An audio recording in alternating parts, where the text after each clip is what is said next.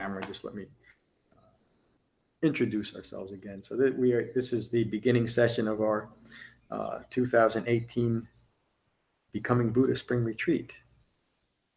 We are going to meditate first for 30 minutes, and then we'll have a talk and discussion. So find your relaxed meditation posture. Gently close your eyes and gently close your mouth. And now is the time to meditate. Holding your back straight, but not stiff. Your ears aligned with your shoulders, nose aligned with your navel. And holding yourself softly, gently, lovingly. Allow yourselves to settle into this room, settle onto your seats, settle into your bodies, and settle into your minds. Notice the sensation of breathing in your body. Become mindful of your inhalation and your exhalation, your in-breath and your out-breath. While remaining mindful of your in-breath and your out-breath, notice that feelings arise and thoughts are flowing. We are sensitive and conscious beings. Feelings arise and thoughts flow. The purpose of meditation is to increase concentration and not be distracted by the arising and passing away of feelings and thoughts. Notice the arising and passing away of your breath in your body. When you find that you're caught up in your thinking again, simply acknowledge the distraction and return mindfulness to your breathing.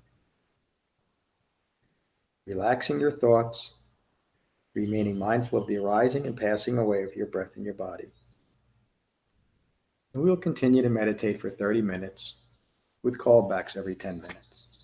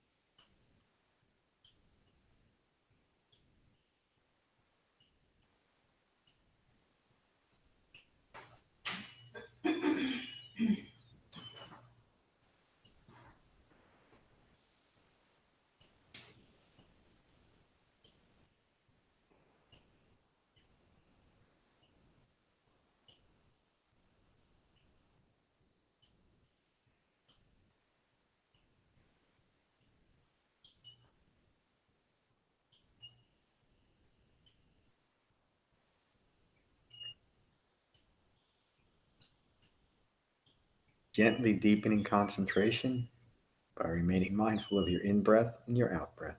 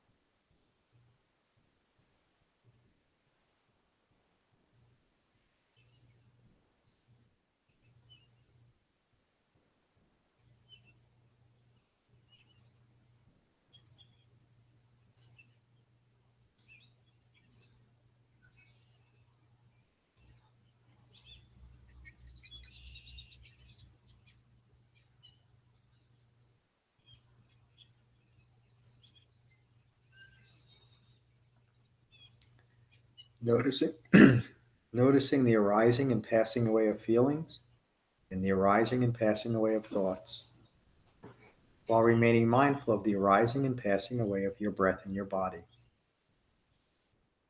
And we'll meditate for 10 more minutes.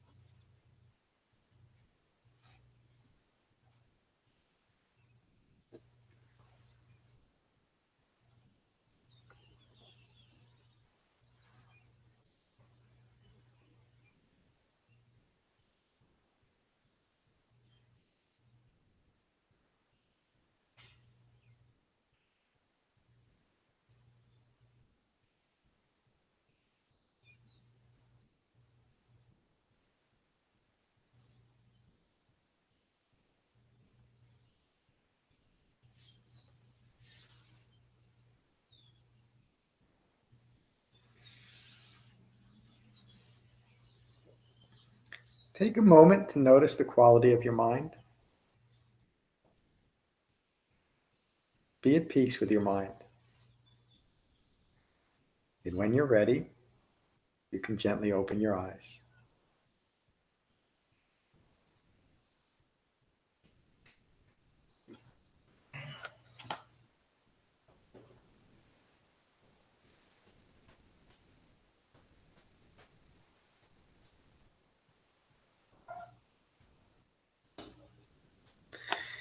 Kevin, welcome. I'm glad you made it. Oh, nothing to apologize for. You likely won't awaken this weekend like the rest of us, but you'll get close.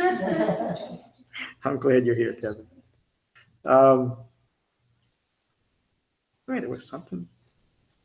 It's important things that I need to pass on that come in my head now. So, the effects of aging. One thing I didn't mention: if any of you want to have a one-on-one with me, just let me know, and we'll find the time to do it. You know, the formal term for that is darshan, but there's nothing formal about it. We'll have a nice chat, though.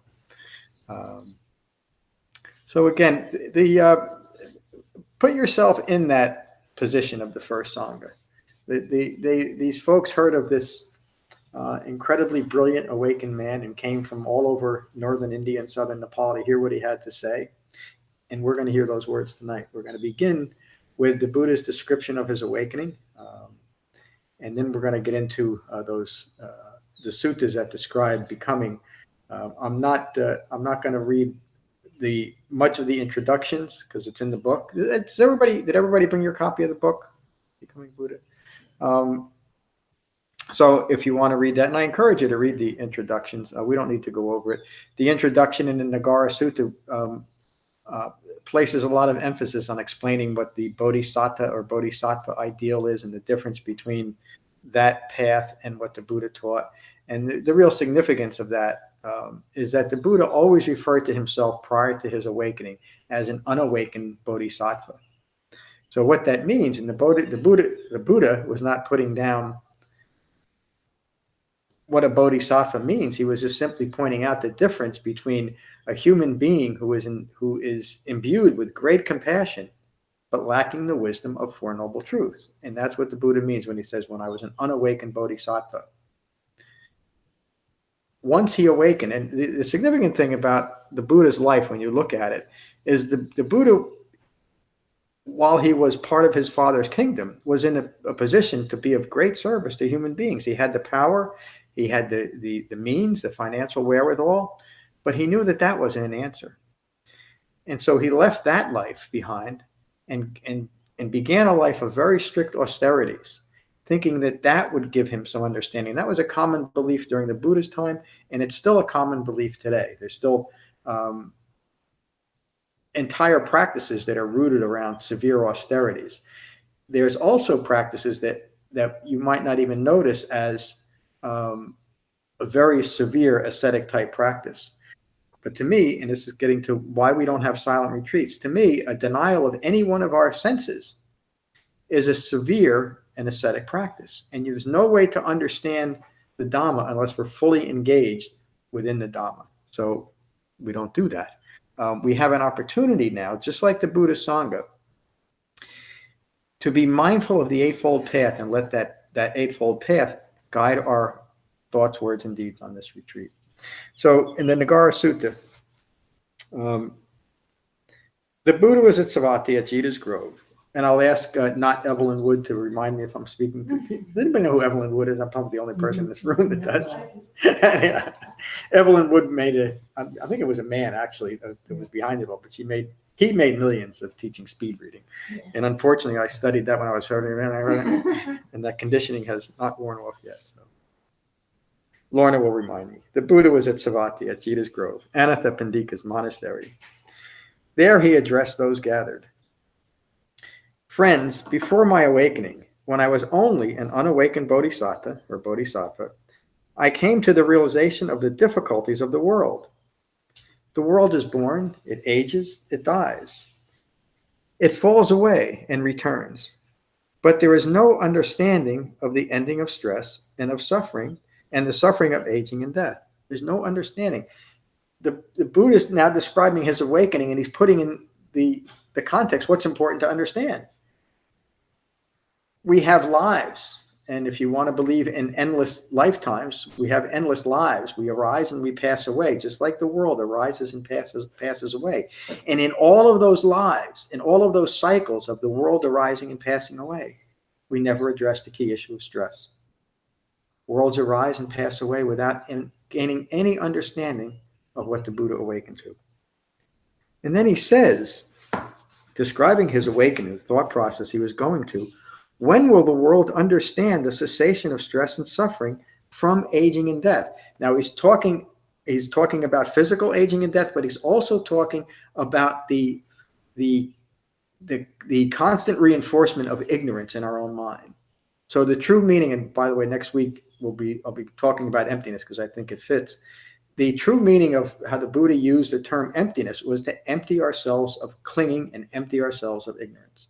That's the emptiness that we're striving for. And that's a direct job that we do on ourselves. We empty ourselves of our ignorance, literally. As we find it arising, we recognize it and we put it aside. And that's how we empty ourselves. And we need a well-concentrated mind, and we need the refined mindfulness of the Eightfold Path to see that happening. When will the world understand the cessation of stress and suffering from aging and death? Then I had the thought, what initiates aging and death? What is the requisite condition that aging and death are dependent on for arising? Now he's talking about dependent origination.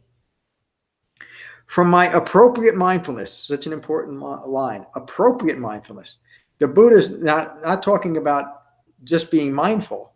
Appropriate mindfulness. What is he talking about? It's mindfulness that is focused in a way that can see the arising and passing away of all phenomena. Appropriate mindfulness. From my appropriate mindfulness came a breakthrough of understanding. From birth as the requisite condition comes aging and death. From birth as the requisite condition comes aging and death. So how can we avoid getting born? Buddha teaches. Then I had the thought, what initiates birth? What is the requisite condition that birth is dependent on for arising? From my appropriate mindfulness, there's that line again. We're going to learn more about appropriate mindfulness through the Satipatthana and the Anapanasati Sutta. From my appropriate mindfulness came a breakthrough of understanding. From becoming, and in my translation of this, in parentheses is the word ignorant. From becoming ignorant, remember that word is in parentheses, as the requisite condition comes birth. From ignorance. Now the Buddha is in a tangential way talking about physical birth, but in the context of the Dhamma, it's ignorance giving birth to what? Another ignorant moment. From my appropriate mindfulness came a breakthrough of understanding. From becoming ignorant as a requisite condition comes birth of another moment rooted in ignorance. And this is what we all, from our own conditioned thinking, rooted in ignorance, is what we give birth to. And as we develop the Dhamma, we can recognize and have a direct experience of that process. We know that we're doing it. And when we know that we're doing it, when we can see it arising and passing away within ourselves, then we can bring it to cessation. And nothing else. I can't see. It's bad enough for me. I can't hardly see it without the glasses.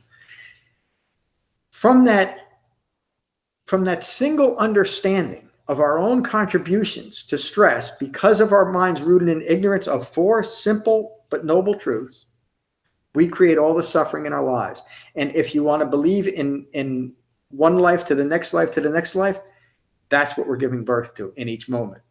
But the important understanding, and we may or may not get to karma and rebirth on this retreat, to understand about that is not what I might be born as in some future life. The Buddha wasn't concerned about that at all. What am I giving birth to in this moment? And now remember, this is the Buddha describing his own awakening process. And he's describing it in such detail that we can integrate this whole process in ourselves. We can see the same awakening process through the framework of the Eightfold Path. That's why he taught the path, to have the same exact experience. Okay, I'm passing over a little bit of my commentary. The Buddha continues, then I had the thought, wait a minute, I think I skipped over too much. No, I didn't. I just have to put this in context.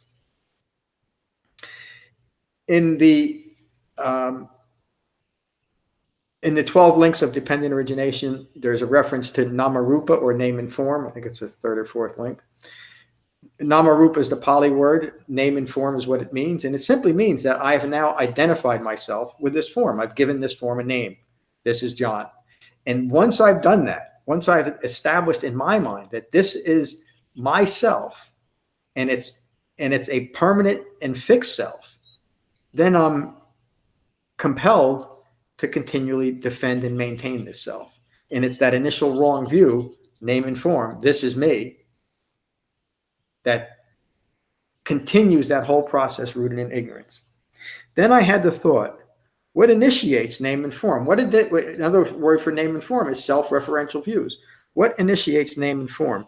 What is the requisite condition that name and form is dependent on for arising? From my appropriate mindfulness came a breakthrough of understanding. From consciousness as a requisite condition comes name and form. Now remember, the Buddha isn't leaving us in the dark about what he means by consciousness. He's referenced it earlier. It's consciousness rooted in ignorance. So it's not some grand cosmic consciousness. It's not a consciousness with a big C. Consciousness that the Buddha is referring to in this sense is ongoing thinking rooted in ignorance. From my appropriate mindfulness came a breakthrough of understanding. From consciousness as a requisite condition comes name and form. From thinking rooted in ignorance comes self-referential views, comes self-identification. Is that clear? Again, this sutta is a key to understanding the whole Dhamma, because it's included in here. And I didn't come across this is, to me, this is the sutta that should be put out there. Everybody has to read this first, because it was many years studying the Sutta Pitaka that I came across the Nagara Sutta, and it floored me. It literally took me weeks just to integrate what was presented here, because it's so profound and so deep. And like any of the Buddhist teachings, it's in the overall context of dependent origination and Four Noble Truths. But this is a sutta that we can all awaken on if we get it. We don't have to. But this is one of the most profound suttas that the Buddha ever gave. Skipping forward a little bit. Then I had the thought, what initiates consciousness? What is a requisite condition that consciousness is dependent on for arising? From my appropriate mindfulness came a breakthrough of understanding. From name and form as a requisite condition comes consciousness. Now, wait a minute.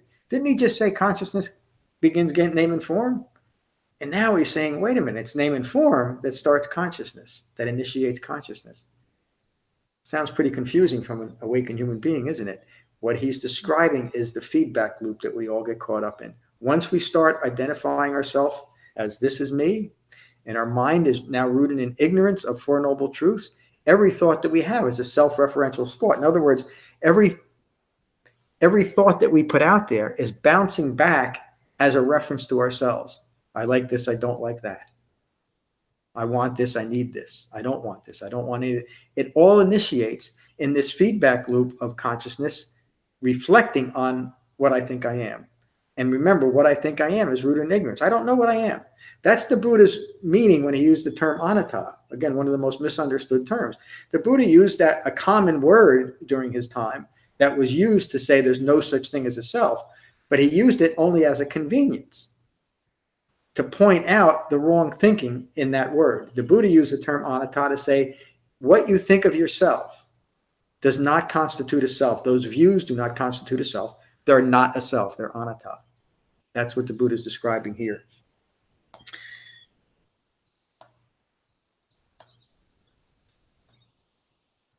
Then I had the thought, this consciousness turns back at name and form and goes no further. It's the same as saying it turns back on itself and gets stuck there. It goes no further. And so unless there's something that intervenes to shake that mind loose, it'll spend eternity looking back at itself and reinforcing those views. Is that clear? Is it? It is to this extent, this is so important, it is to this extent that there is birth, aging, death, falling away, and returning. To this extent, we must be caught in the feedback loop to initiate the process that keeps us stuck in the feedback loop. And so as in a physical world, in order to continue that, it's required to have a physical experience of it, isn't it? We are not a mind separated from the body. We are a mind immersed in the body. And that's how we have the experience of ignorance. But it's also the key to getting out of that.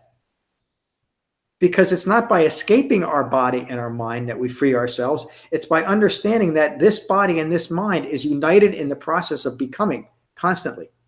And then the question is, what am I going to become? And that's the question we should ask ourselves in each and every moment, and not to the point of distraction. But what am I becoming now? What are we becoming this weekend? Who wants to answer that? Somebody. Yeah. And that's our choice. That's our choice in this moment, throughout this weekend, but even, and obviously going further. But it's the choice that we have in each moment. This is why a well-concentrated mind is required. That's why the Buddha taught meditation. And it's why the refined mindfulness that's framed by the Eightfold Path is required, so that we can be fully present for this process of becoming. And as we initiate this process and our minds are still rooted in ignorance, we can recognize ignorance. How can we do that? Because now we have a framework. It's why the Buddha taught an Eightfold Path. If it was just a mind rooted in ignorance, has no way of recognizing its ignorance. A mind that is deluded would not know that it's deluded. How would it? And the Buddha describes why we can't, because we're stuck in that feedback loop. Something has to intervene to break that loop, to break that constant feedback loop of self-referential views that are constantly reinforcing wrong views. How do we do it? Luckily, we have a way of doing that. I'm going to go back one line, because then the Buddha is now going to point out how all of this process leads to the problem of what he described in dependent origination. It is to this extent that there is birth, aging, death, falling away, and returning. And by the way, we have that same experience, that falling away of returning. And this is why Shamatha Vipassana meditation is taught the way it is. When we are noticing the arising and passing away of our breath in our body, we are noticing that entire phenomena of all phenomena arising and passing away. It's both metaphor for what's occurring, and it's a direct experience. And isn't that incredible? That an awakened human being was able to combine something that is both metaphor and a practical experience. Yes. Can you do that again? That just ran right over me. I missed it. It's so hard for me to remember. the act of meditating, noticing the arising and passing away of the breath in our body, is a direct experience of the arising and passing away of all phenomena. And in that way, that deepening concentration, every time that we find that we're caught up in our thoughts again and come back to the sensation of breathing, that's all that meditation. It's the only meditation, the method that Buddha ever taught, because it's powerful enough to break the chain of ignorance. Okay. And every time we do that, it may seem, I was going to say, it may seem insignificant when we do it, and it should seem insignificant. We shouldn't overemphasize it, because then we get too fixated on the present moment. But every time we find that we're caught up in our thinking again and come back to the sensation of breathing, we're interrupting our own ignorance. And off our cushion, we can now take that recognition of the arising and passing away of phenomena and apply it in a practical way to the arising and passing away of conflict in our lives, or something else that's distracting us. I always say winning the lottery or having a nice piece of chocolate cake. If we maintain that level of mindfulness and notice the arising and passing away of all things, beginning with meditation, we are able to interrupt this process. And again, this is why the holistic, the unified Eightfold Path must be engaged as it's taught. In other words, when we start to adapt and accommodate or embellish the Eightfold Path, or dismiss it, which is often done, we're dismissing an awakened human being's teaching. There's nothing left then. We can, and again, I don't mean this and I don't mean to always be making a commentary on modern Buddhism, but it's important to point out the difference. The Buddha taught a simple and direct eightfold path to recognize this process of continual I-making, being stuck in that feedback loop. There's no other way out of it because we're stuck in it, and we don't even realize it until we have something that shows that to us. I got to go back once more, and hopefully I won't comment again on this. It is to this extent that there is birth, aging, death, falling away, and returning. This is what I wanted, the whole point I'm leading up to. This is where ignorance is established. This is where ignorance is established. It is to this extent that there is birth, aging, death, falling away, and returning. This is where ignorance is established. In that feedback loop.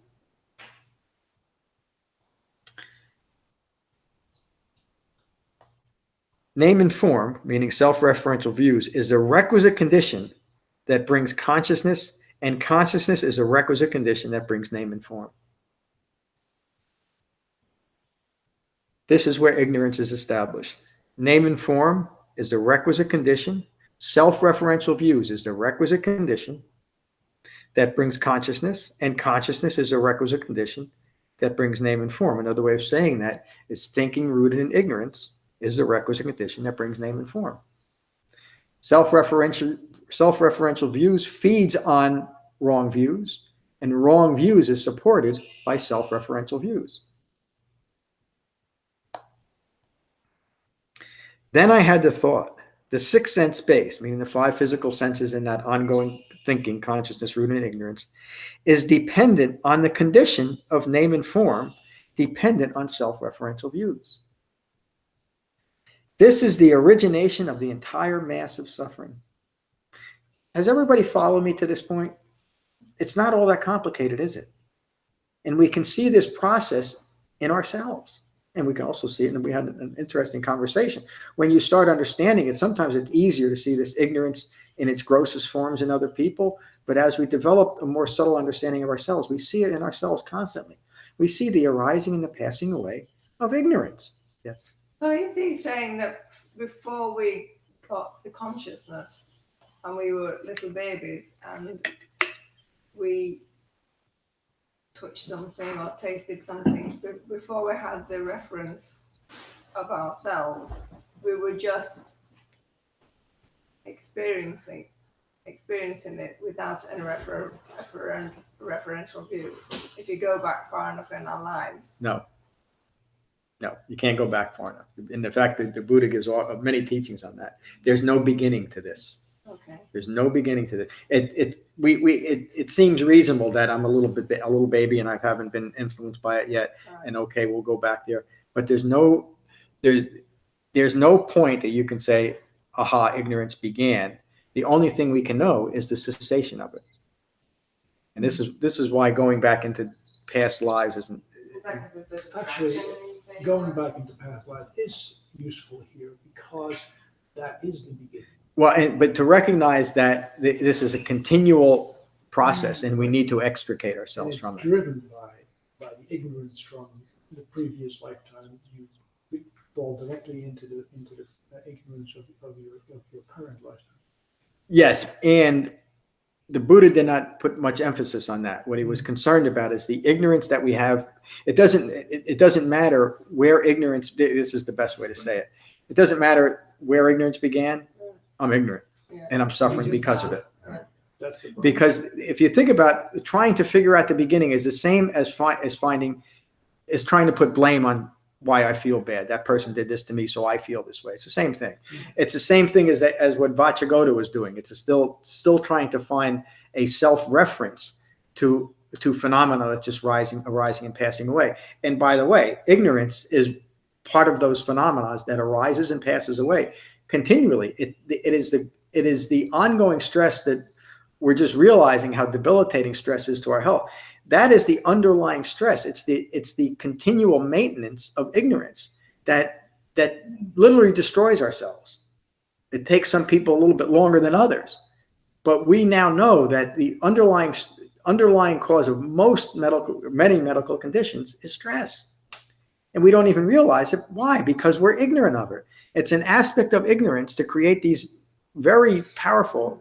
And it's the more I see this, the more profound it is, the extent of ignorance, and how ignorance requires continual ignorance of its own ignorance to continue. It sounds crazy, doesn't it? But those are the scenarios. That's I making. I do things so that I can ignore my own ignorance. And in doing so, I create tremendous ongoing stress in my life, whether I realize it or not. Now, I might have been created the type of life where I don't have to even notice it. In other words, I might have set myself up as a powerful person or a very wealthy person, or a situation where I can just lay along on a beach forever. And so I never have to really recognize the suffering that I've done, that I'm in, and the scenario that I created, so I don't have to recognize it. But we all do that on very subtle levels until we find a way, something shakes us loose enough to say, you better look at this. What's wrong with my life? Me. But not in a way that we should blame ourselves, because that's just self-referential. What's wrong in my life is ignorance. But ignorance of what? It's not a general ignorance. None of us are ignorant people. The Buddha never said that human beings are ignorant. He taught that we are ignorant of the way things truly are, though. Four Noble Truths. So the whole path is allowing you to see how you're hardwired. That's a good way. Yes. And seeing it directly and having a direct experience. When it was a good idea to be a caveman running away from something in the dark, that doesn't really exist anymore. But that caveman didn't have any way to deal with that world he was creating to protect himself when there was really nothing there. Yes. Yeah. Would someone please turn the light on just so I can see a little better? I mean, it probably seems plenty bright for you in here, but is that okay? Yeah. Okay. Thank you. I think it was our first retreat, and it was our friend Kevin, not Kevin that's here. I think it was him that brought this up. I was talking more about the not self characteristic, and so when we first hear of that, it sounds like annihilation. So what's going to happen to me if there's no such thing? There's no self here. And the question was put, well, what happens if you're walking on the train tracks and a train is coming at you?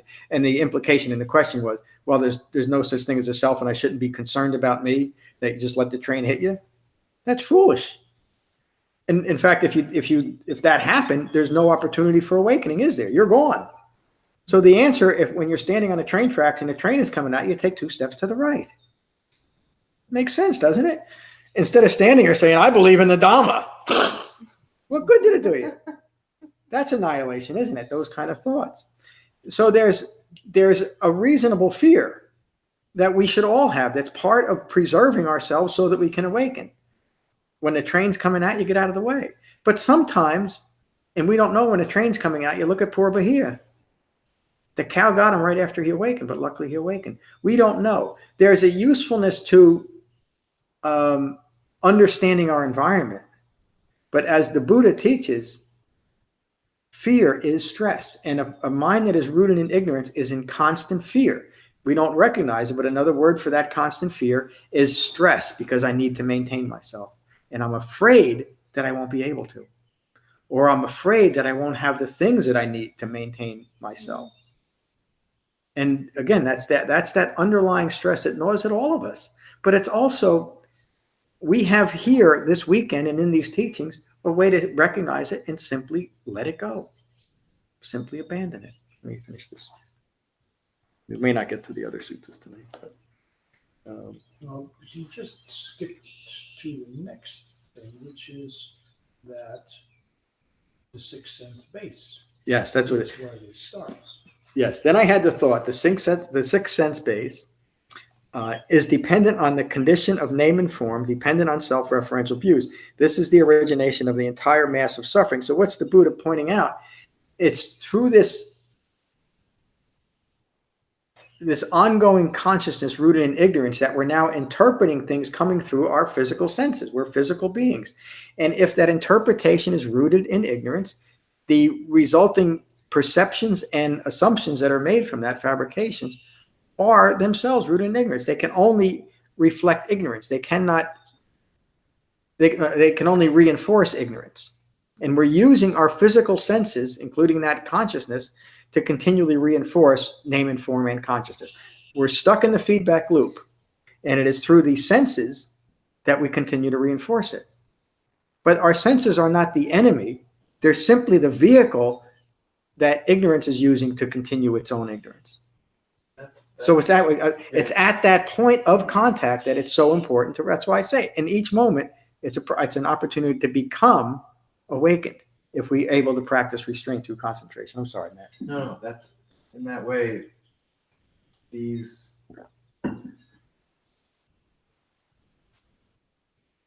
phenomena of physiological processes like breathing, sight, hearing, all of those things are functioning without any self-referential necessity. There's no me required to see something, hear something, smell something, taste something, touch something. But yet it becomes my sight, what I saw, what I heard, and Because of name and form, because Exactly. you've identified this is Exactly. me, so these are my eyes, and I like that, or I don't like that, or whatever. So if 3 people are sitting here meditating and they hear those birds, each one of us may have a different experience. Oh yeah, Whether it be pleasant, not pleasant, or neutral. exactly.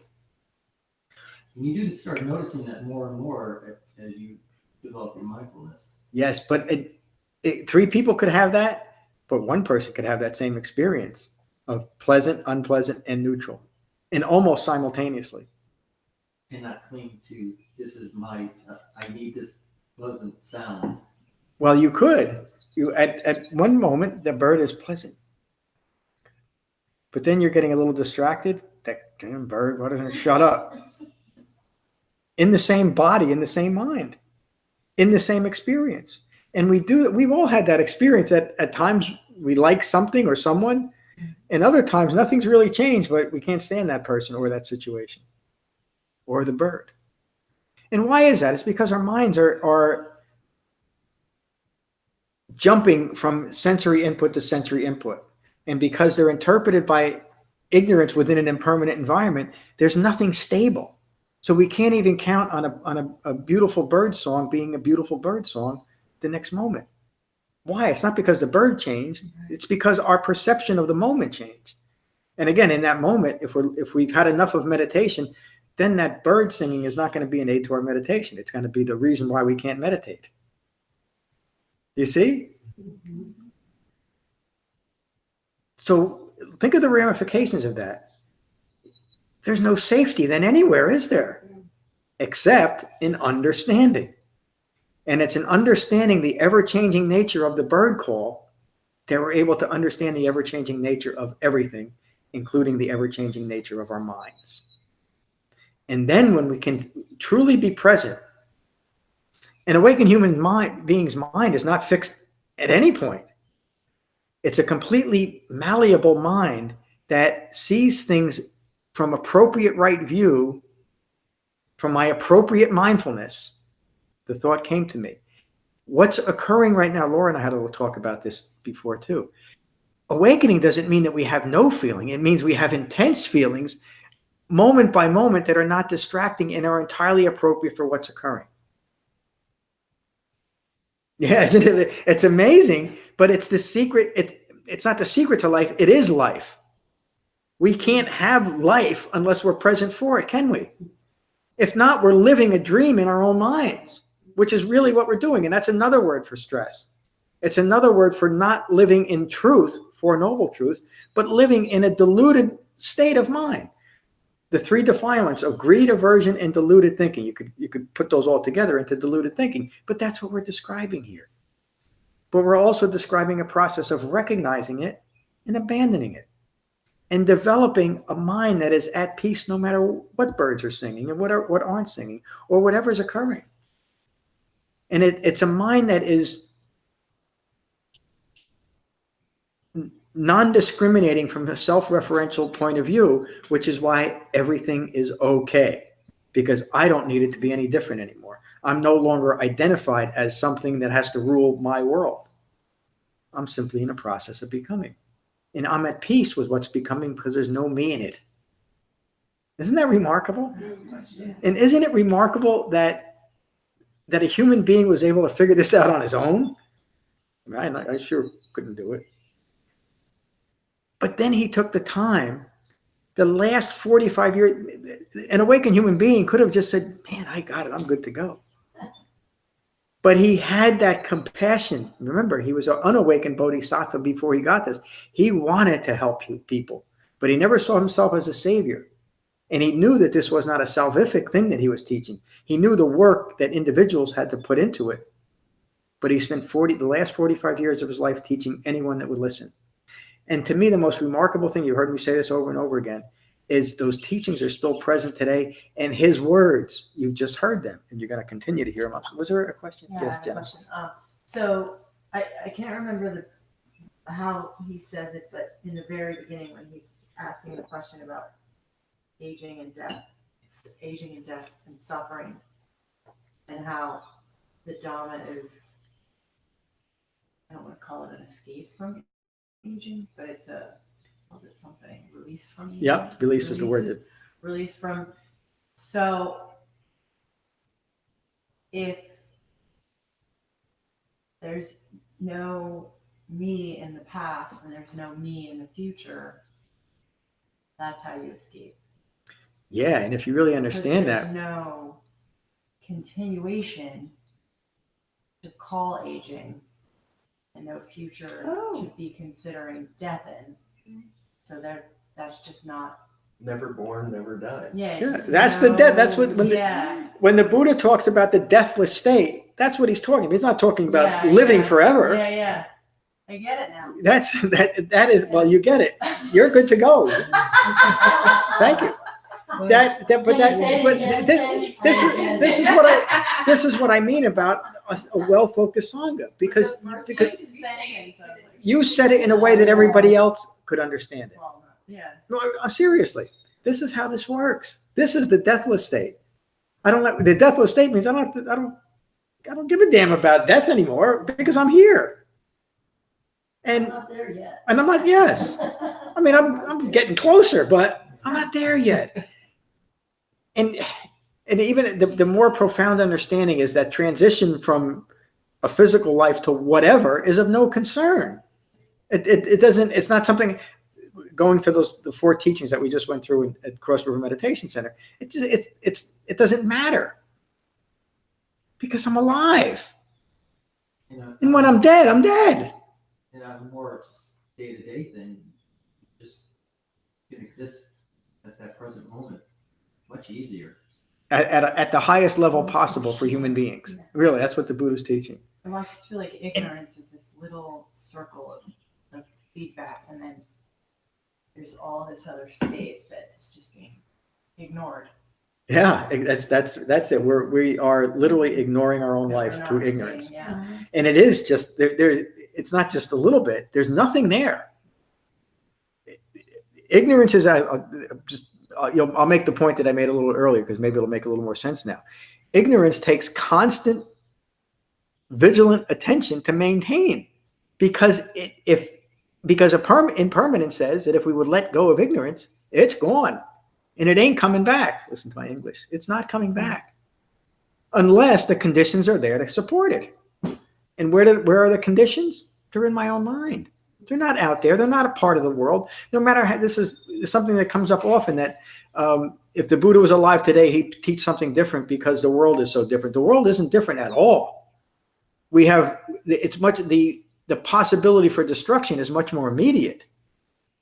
But the underlying cause is exactly the same as it was 2,600 years ago. Ignorance. And then we could say, well, then we got to stop ignorance everywhere. We can't. If an awakened human being didn't try to do it because he knew that was fruitless, it was foolish, that thought is rooted in ignorance, what can we do? We can end it in ourselves. And of course, my foolish dream is if enough people would do it, then we really could end ignorance on this planet. Honestly, I don't know that that's ever going to happen, but that's not the point. And in fact, it sounds, to most people, it would sound like, isn't that so important? It's not. Because the Buddha described the world as dukkha. Yes, And it's always going to be dukkha. It cannot and it does not have to be any different. But within the world of suffering, we can be compassionate, to be dramatic. We can be compassionate beams of light like the Buddha was. He didn't wake up. He's describing it here in the Nagara Sutta. He woke up. Now I have to get to the Loka Sutta because it kind of captures. But he saw that the inherent and inescapable suffering in the world. And he didn't say, F it. He said, I know how to end that. I know how to change our thinking so that we don't have to be caught up in the suffering of the world. It's still there. There's still sickness, aging, and death in each and every one of us, no matter where our thinking process is. We are still subject to not getting what we want and getting things that we don't want. This is how the Buddha describes suffering. But if there's no me there, it doesn't matter. Then I'm just in the process of experiencing this. And I can tell you that the most remarkable thing that I've learned about my life is to be in it. Now, most of you know my history. I spent the first 212 years of my life trying to not be in it in every way possible, including gallons of vodka every day and pounds of pot and ounces of cocaine and a little bit of junk put in. And none of it got me out of it. I'd wake up the next day and damn it, I'm still here. I'm still stuck in this. I need another drink, or I need another argument, or I need more TV, or another round of golf, or more exercise, or more food, or more sex, or more this, or more that. A self-referential ego self is insatiable. And it's insatiable because it needs to keep maintaining itself. And it maintains itself through what? Through objects, events, views, and ideas. It becomes so enamored with its own thought process and the things that it acquires that it cannot let them go because it's all that it has. And so whether you're someone like me that found true happiness in the bottom of a vodka bottle, I'm kidding, and identified with that, or you're someone who found true happiness in having the greatest career in the world or the most power in the world, you're stuck in ignorance, no matter what the experience of it is. How do you get out of it? An eightfold path. It's the most gentle path we can put ourselves through. Was it me and Lorna talking on the way up? Awakening is the most gentle thing we can do. It seems harsh at first, but the most harsh thing we can do is to maintain ignorance because we're maintaining dukkha. It's up to us. I want to get through this, but maybe I'll finish tomorrow. I don't want to rush through it either. So there's some more, some of my comments in here that are good to read, but I'm not going to, but you may later. So then the Buddha continues. He's describing how he awakened. And this, pay attention because this is how we are going to awaken, either tonight or tomorrow. Kevin's going to have to wait. We get a refund? I think Kevin's closer than any of us. So the Buddha's words, he's describing his awakening.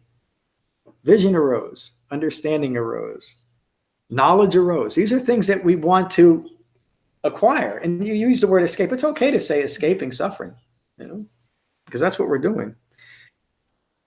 The Buddha's describing his awakening process. Now, vision arose, meaning he's seeing things clearly. Vision arose is the same as saying I acquired right view. Vision arose, understanding arose, discernment arose, knowledge arose, illuminating insight arose within me with regards to things never known before. This is another one of my kind of key points. It's often said that the Buddha just discovered a path that has always been here. Well, listen to his words. These are things never heard before. Then I had the thought, what is the condition that cessation of stress, of aging, of death is dependent on? From my appropriate mindfulness, I love that line, came a breakthrough of understanding. From the cessation of the birth, my words, of ignorance. But remember that that's the context that the Buddha is teaching. The idea of becoming, it often didn't have a modifier or a qualifier. It was just left as becoming. But we have to know the context. So the Buddha is talking about ignorance here. From the cessation of the birth of ignorance as the requisite condition comes the cessation of the stress of aging and death. From the end of ignorance. The Buddha awakened to dependent origination, which states from ignorance of 12 observable causative links, all manner of suffering arises. And then he taught Four Noble Truths to explain that process, the result, dukkha occurs, and how to end that process. The Eightfold Path.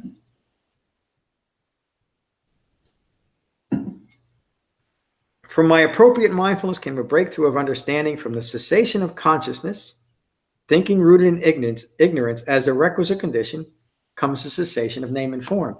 So both of the ends of that feedback loop, or the container for that feedback loop, fall away when we recognize and abandon ignorance. It is ignorance that is required to maintain this feedback loop of continued ignorance, which is simply another way of saying we create these great strategies, these powerful strategies to ignore our own ignorance. That's the feedback loop. That's this thing that we put ourselves in, and we get so caught up in it, and we're so deluded that we think that this feedback loop is life. But Jen just pointed out, this feedback loop is nothing. It's just, it literally is. The Buddha never said that the world is an illusion, even though sometimes that's ascribed to him. He said that it's like an illusion. And that's a very significant difference, because if it's an illusion, nothing really matters, does it? But it's like an illusion. And we're the magicians. We're playing the trick on ourselves because of our own, from that self-referential feedback loop. The world is like an illusion, and we're the magicians. We're playing the trick on ourselves. But the great thing about that is we can stop playing the game. From my appropriate mindfulness came a breakthrough of understanding. From the cessation of name and form as a requisite condition comes the cessation of consciousness. I have attained this path to awakening. From the cessation of name and form comes the cessation of consciousness. From the cessation of consciousness comes the cessation of name and form. From the cessation of name and form comes the cessation of the sixth sense base. So it certainly doesn't mean that awakening, we no longer have senses, does it? All we have to do is look at an awakened human being, and he didn't lose his senses. We stop using our senses in an ignorant way that causes suffering. Remember, the context of what the Buddha is talking about is bringing ignorance to cessation.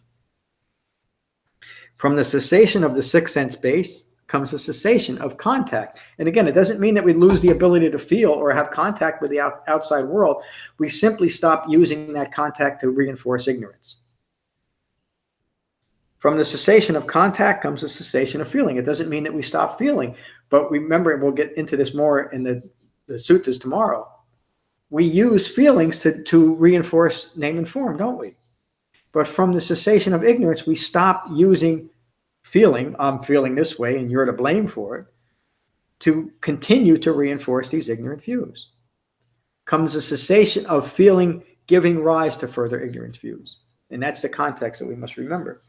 From the cessation of feeling comes the cessation of craving.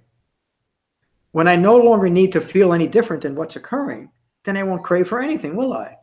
I certainly won't need a gallon of vodka to change the way I feel, because I'm not craving to be anything different than I am right now. I am at peace with who I am and what's occurring in my life. The cessation of craving.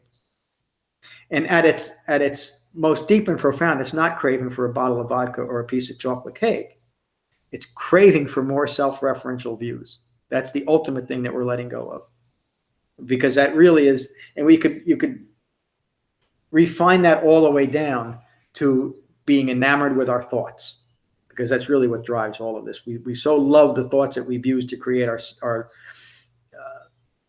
this life that's like an illusion that we can't let go of it. We can't let go of the magician's tricks. From the cessation of craving comes the cessation of clinging or maintenance. Clinging and maintenance is often taught together because clinging is maintaining ignorant views. We cling ourselves, we attach ourselves. The Buddha often talked about suffering as we join with our suffering, and we literally do that, don't we? We become one with our suffering, and once we do that, another word for name and form, 5 clinging aggregates.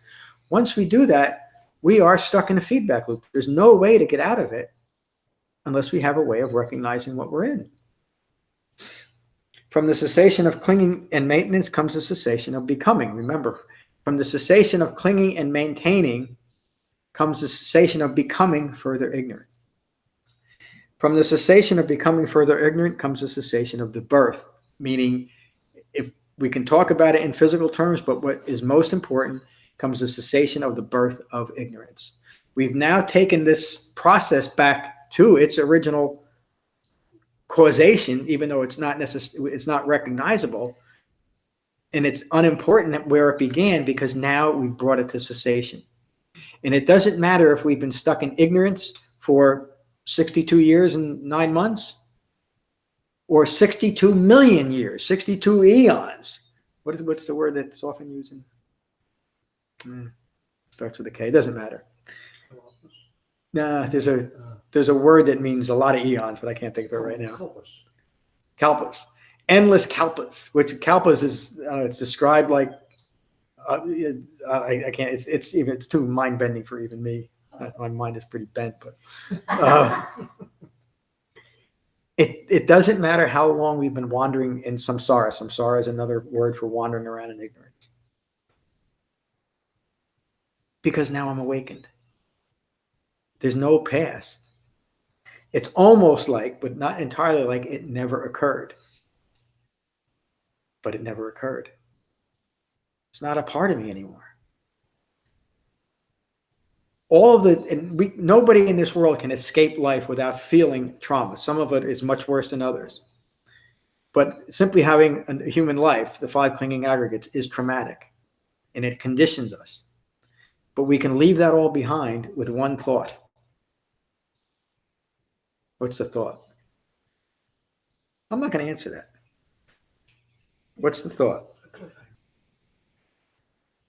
From the cessation of birth, then aging and death, sorrow, regret, pain, distress, and despair all cease. It's not just physical birth, remember. From the cessation of the birth of ignorance, then aging and death. And again, the Buddha is not saying he's referring now to the reaction to aging and death. I'm worried about getting old. I don't want to get old. I don't want to die. And we do all kinds of things, don't we, to try to put that off. And it's a good, I'm not saying we shouldn't take care of ourselves physically. That's an important part of the Dhamma. But not to the point where we insist that we have to live forever, or we create scenarios where we're afraid of death, because it's going to happen. How can we have a human life right now if we're not at peace with the fact that at some point we're going to meet the cow like Bahia did? And a true understanding of death, a realistic understanding of death, would help us focus our Dhamma practice. Because like Bahia, there's a lot of cows out there. We have an opportunity over the next few days to beat the cow. From the cessation of birth and aging and death, sorrow, regret, pain, distress, and despair all cease. This is the cessation of the entire mass of stress. Then the Buddha says again, vision arose, understanding arose, discernment arose, knowledge arose, illuminating insight arose within me with regards to things never known before.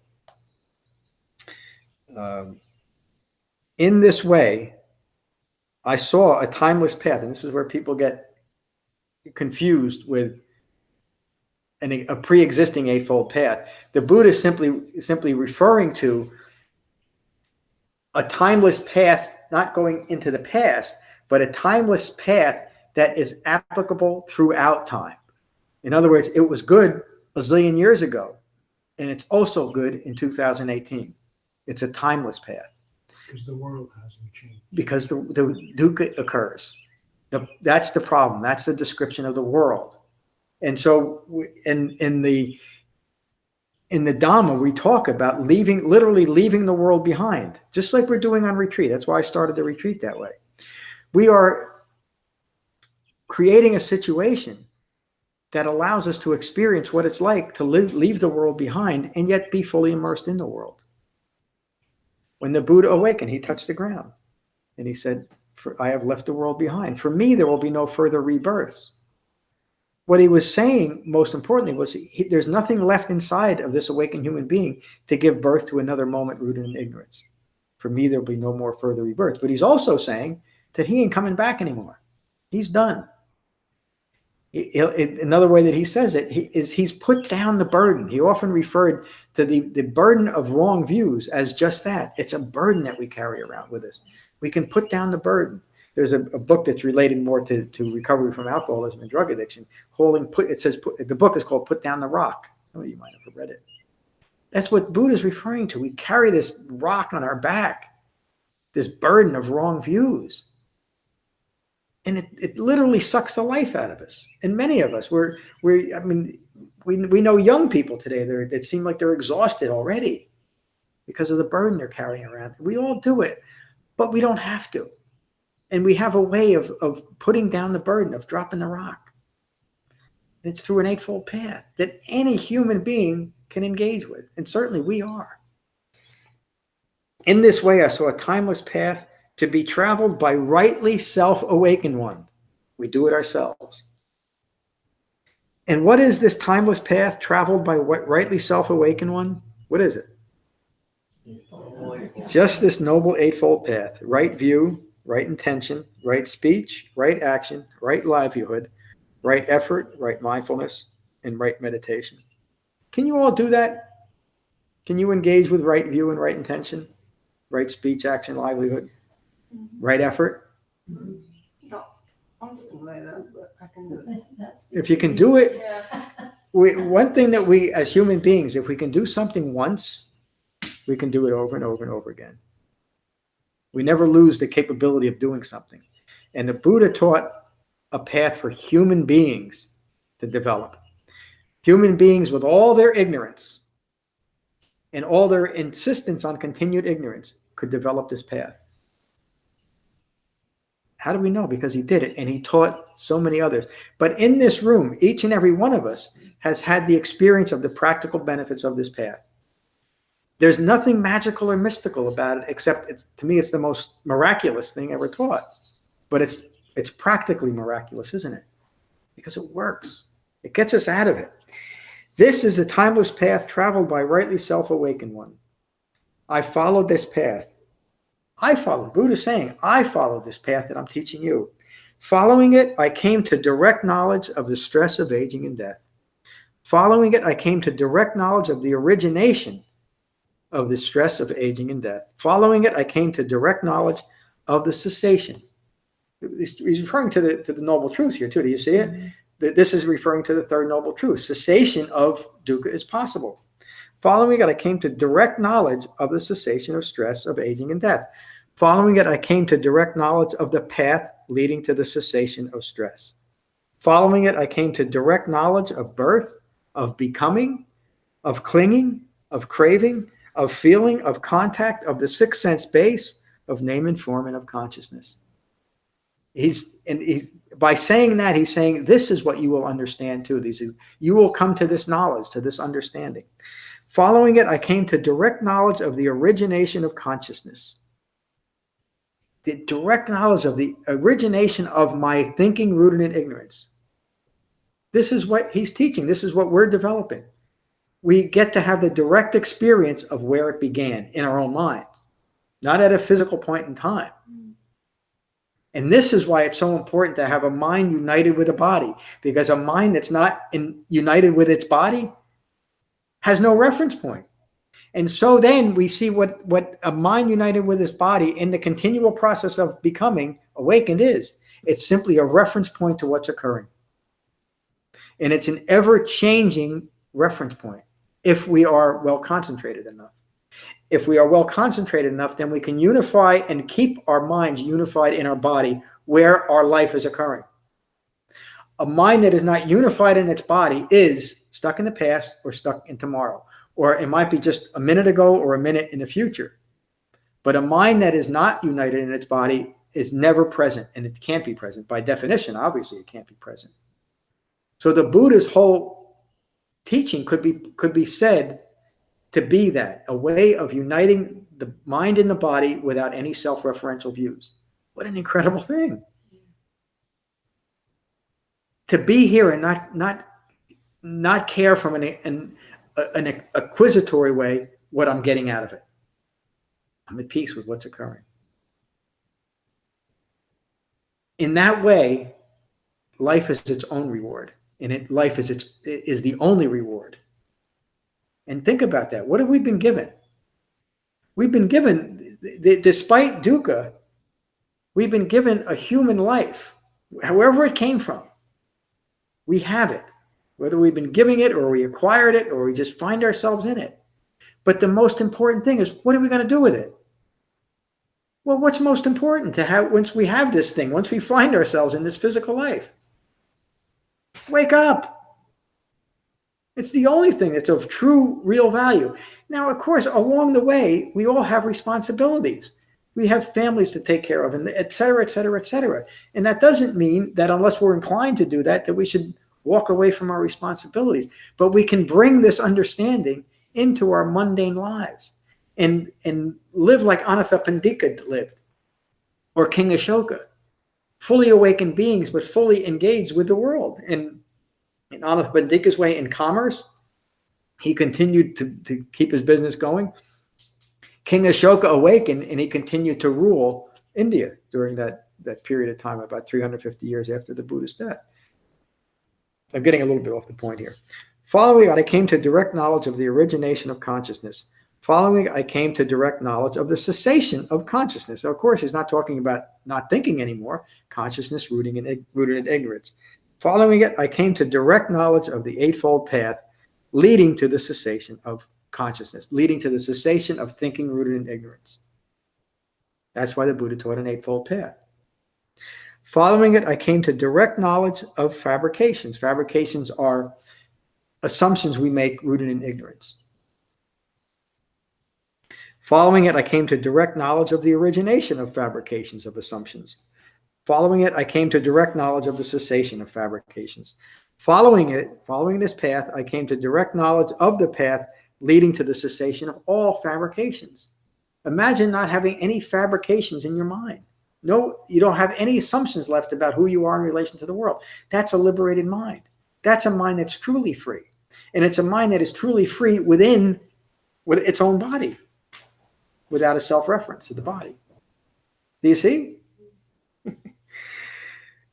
Following it, I came to direct knowledge of the Eightfold Path leading to the cessation of fabrications, knowing the Eightfold Path directly. Now remember, the Buddha is describing his own awakening so that we can follow that. Knowing the Eightfold Path directly, I have revealed it to monks, to nuns, to male lay followers and female lay followers. And in most of the translations, he goes on and talks about the different non-physical realms that he revealed it to. And honestly, the more I look at that, I realize that he was referring to that because that was a common belief of his time and just trying to bring that into the Dhamma. But he always referenced that in a way as there's nothing superior about non-physical existence. It's all the same aspect of dukkha. There's nothing to aspire to there. And that's what he was pointing out to the common belief that we live this life to get to a non-physical existence where everything is wonderful, or hopefully it is. The Buddha is pointing that out, that that's just as prone to dukkha as this physical life. And he's not giving it any validity by talking to it. He's just referencing it because it's a common belief of his time. I teach an Eightfold Path so that this path becomes powerful, rich, detailed, well-populated, widespread, and proclaimed by all wise beings. Thank you, all wise beings. We're not done yet, though. Oh. I have 15 minutes, so give me a little. There's more to that if you want to read it, but I think I made the point there. Let me do it this way.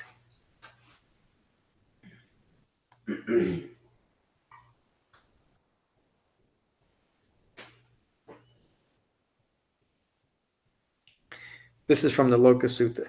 I might not do the other one, unless you're with me. It's about 8:45. Have we got another half hour in you? If you've had enough, you've had enough. Yeah. Okay, let's see how far we get.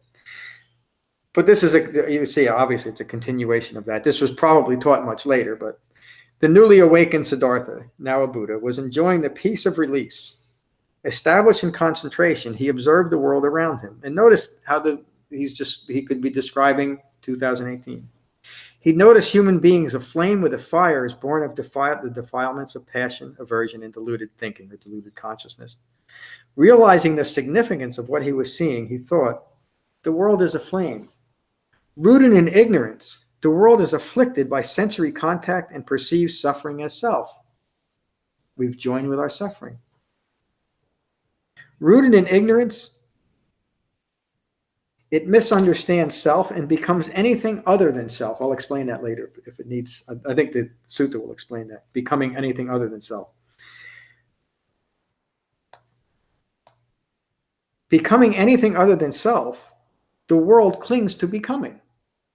Becoming anything other than self is creating a self rooted in ignorance. And so now we've created this name and form. Where's my glasses so I can see it?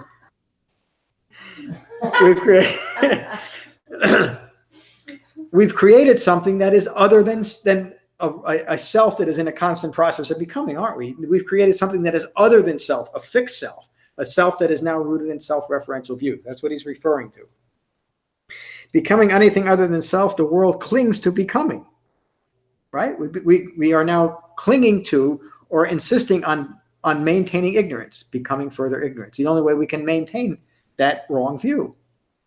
And as Jen pointed out, it's a powerful but ultimately completely insignificant or insubstantial view. There's no real substance behind it except the substance that we give it by clinging and maintaining. The world clings to becoming, is afflicted by becoming, and yet delights in that very becoming. Where there is delight, there is fear. This is what I was referring to. Where there's delight, where there's delight, there's fear. Why? Because it might end. Because it might end. Once I become delighted with myself and my situation, I'm afraid I'm going to lose it. Because it's all that I have. It's all that I am. I need it. And especially when I create an identity over the things that I have acquired, whether it's a view, an idea, or an actual object, or a person. We've all heard that phrase that we take hostages in relationships. Well, that's what that means. Because we so join with our suffering and attach ourselves to it. We literally become one with our suffering in that way through our attachments.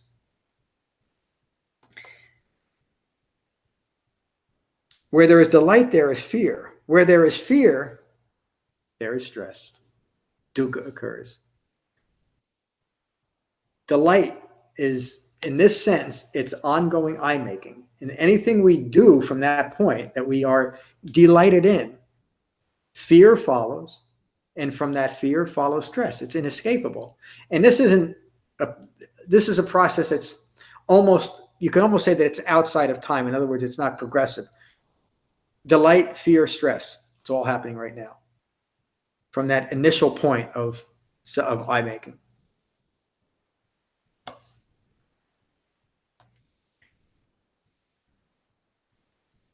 The life integrated with the Eightfold Path is lived for the abandonment of becoming. Now again, remember the context. I'll put it in that context. The life integrated with the Eightfold Path is lived for the abandoning of becoming further ignorant. Simple and clear and direct, and you really could say, how much more powerful statement could any human being give you? A life integrated with the Eightfold Path is lived for the abandoning of becoming further ignorant. The whole point is to recognize and abandon ignorance. Those that say that escape from becoming is by becoming, meaning continuing the process, are never released from becoming. That feedback loop. And he says, then I declare, those that say that escape from becoming is by non-becoming, meaning annihilation, which is another common belief that after death, and this is still a common belief today, there were those that during the Buddhist time that taught a materialistic or a humanistic, which is how it's often referred to, meaning that we have this one life, there's nothing else, and so you might as well just make the most of whatever you get. It doesn't matter how immoral or moral, what you get, what you do to get that. It's this one life, so there's nothing to worry about. Do whatever you want. Well, the Buddha is saying, and that's the belief in also non-becoming, that there's no result, there's no karma to my actions. And of course, the Buddha is not really concerned about what might happen in a future life, but we cannot non-become in this life. There's we will directly have the experience of our wrong views in this life. There's no escape from it in that way. That's the true meaning of karma. It's not punishment. It's because of what we've set in motion in our own lives and our own minds. Those that say that escape from becoming is by non-becoming are never released from becoming, I declare. Stress, dukkha, arises in dependence on becoming self, meaning becoming a self-referential person. With the ending of clinging to self-referential views and maintaining self-referential views, no stress will arise. No stress will arise. It's what we've been talking about. Look at the world. Human beings afflicted with ignorance crave for and cling to becoming. All forms of becoming, anywhere, in any way, are impermanent, stressful, always subject to change. And this is where he's referring to a physical realm and a speculative, non-physical realm. He's saying, even if, and not giving it credence, but there's no escape even there. The only escape is solving the problem of ignorance right here in this life. All forms of becoming, anywhere, in any way, are impermanent, stressful, always subject to change.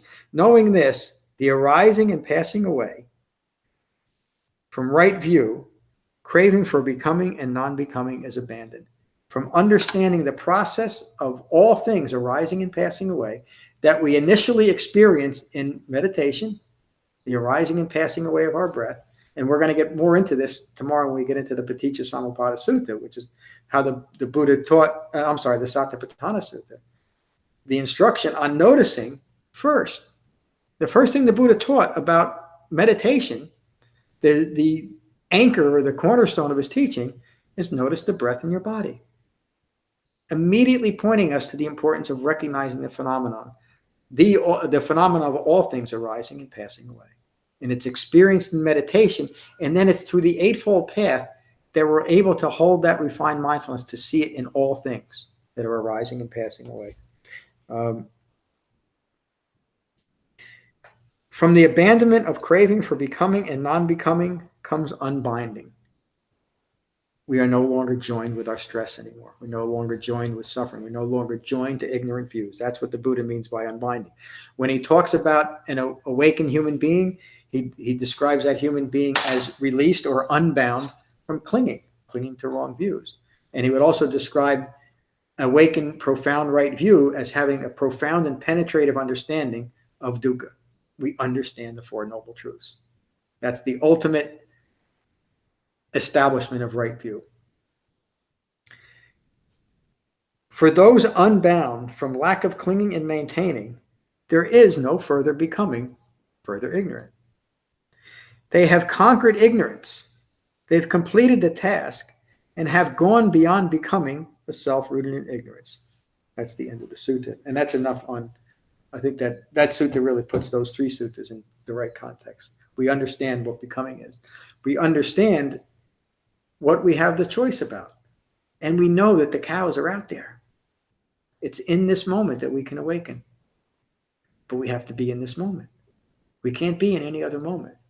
Awakening doesn't occur yesterday or tomorrow. It doesn't occur outside our bodies. It occurs right here, right now. This is the most auspicious moment that we can ever live.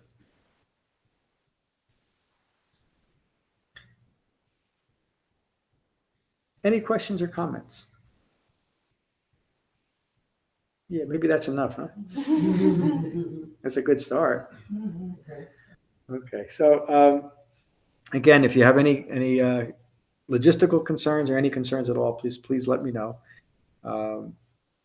Matt's going to lead us in meditation. You won't see me, probably. You might see me, but you might see me out here a little earlier though.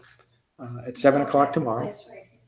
Yeah, we can leave this just the way it is. Just make sure there is a clear walkway, in case they might object it for fire code reasons. If there's just not a clear way to get to the door. Let me end this.